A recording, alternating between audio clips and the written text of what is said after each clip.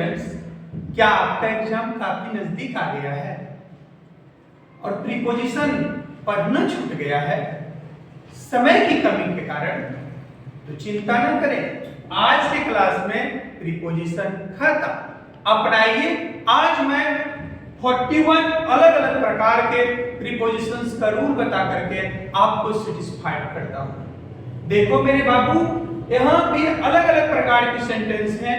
मैं सारे सेंटेंस को विथ रूल्स के साथ मैं आप लोगों को सेटिस्फाई करता हूं। देखो, ए book is dash the table, अर्थात यदि कोई वस्तु किसी अन्य वस्तु के ऊपर हो, ऊपर वाले वस्तु नीचे वाले वस्तु के संपर्क में हो, तो प्रीपोजिशन ऑन का प्रयोग किया जाता है। यदि कोई वस्तु किसी अन्य वस्तु के ऊपर हो और ऊपर वाले वस्तु नीचे वाले वस्तु को कम से कम दो दिशाओं में घेरे हुए हो, तो प्रीपोजिशन ओवर आता है। अर्थात a book is on the table, there is a bridge, dash the river, over the river.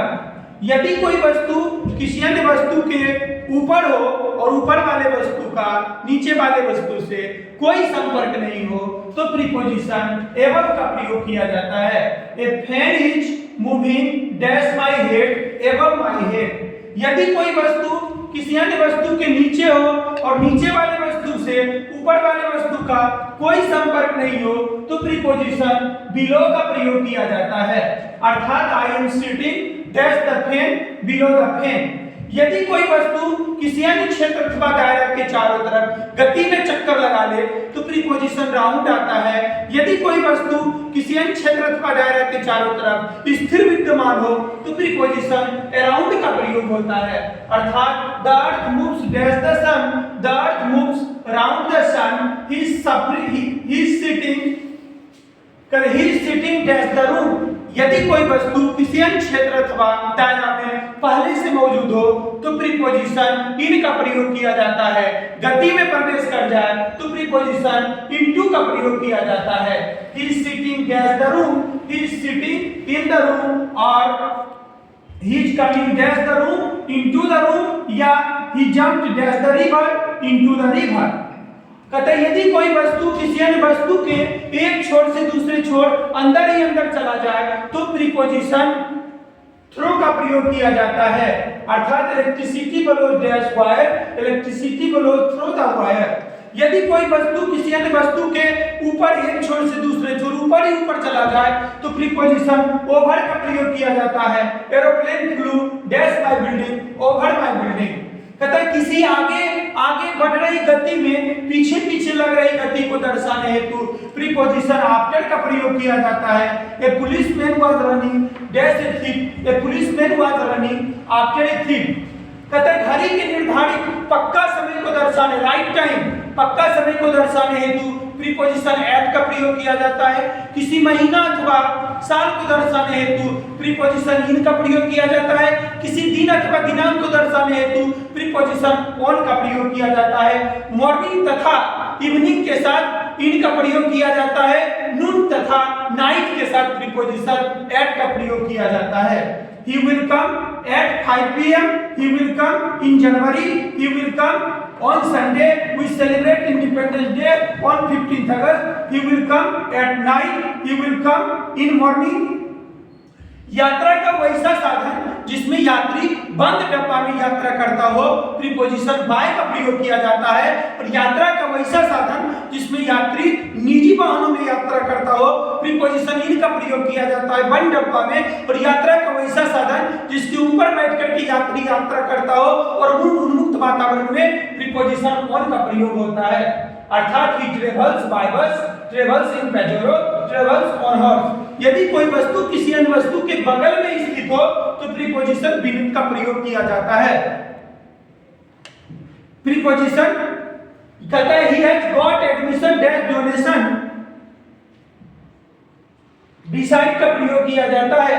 He has got admission dash donation कहता है किसी सुखद माध्यम को दर्शाना है, तो प्रीपोजिशन किसी सुखद माध्यम को दर्शाना है तो प्रीपोजिशन थ्रो का प्रयोग किया जाता है। किसी दुखद माध्यम को दर्शाना है तो फ्रॉम का प्रयोग किया जाता है। अर्थात he has got admission through the donation, he was suffering from cancer।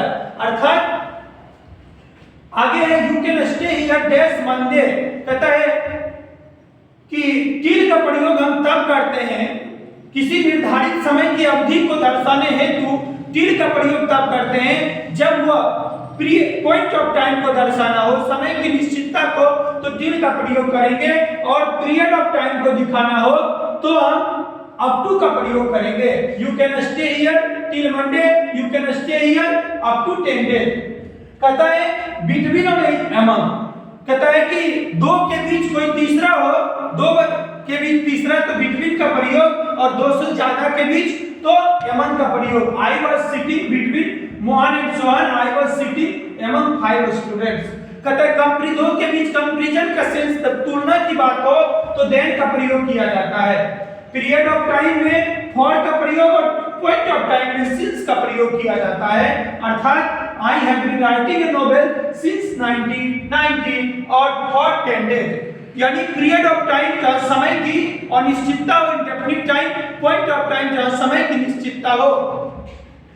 अर्थात आगे इंडिया फाउट ब्रेवली, अर्थात अगेंस्ट का प्रयोग ये विरुद्ध के सेंस में होता है, और अगेंस्ट का यह प्रयोग होगा India fought bravely dash China against China. और के बारे में, अर्थात के बारे का सेंस होता है, के अबाउट का प्रयोग होता है, या लगभग के सेंस में। I am talking dash poverty about poverty.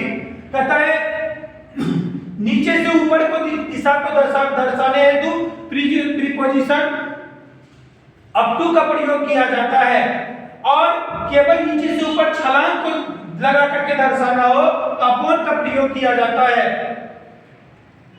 कहता है यदि कोई वस्तु किसी अन्य वस्तु के अंदर चारों तरफ अंदर को दिखाता हो और बाहर वाले को दिखाई ना दे तो प्रीपोजिशन इनसाइड का प्रयोग होता है। अर्थात someone is crying inside the building, he has come dash ticket, he has come with ticket या without ticket, दोनों चल सकता है। और सहमति का सेंस हो I agree dash your proposal to your proposal. कहता है छोटा छोटा शहर, छोटा छोटा गांव, छोटा छोटा कस्बा को दर्शाना है तो प्रीपोजिशन एट का प्रयोग होता है। बड़े बड़े शहर में प्रीपोजिशन इन का प्रयोग किया जाता है। Live at Rampur, live in Patna.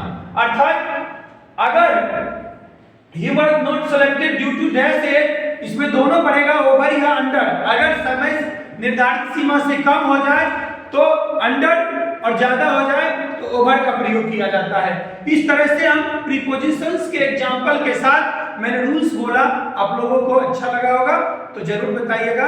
कैसा मेरे व्हाट्सएप पर कैसा लगा। धन्यवाद।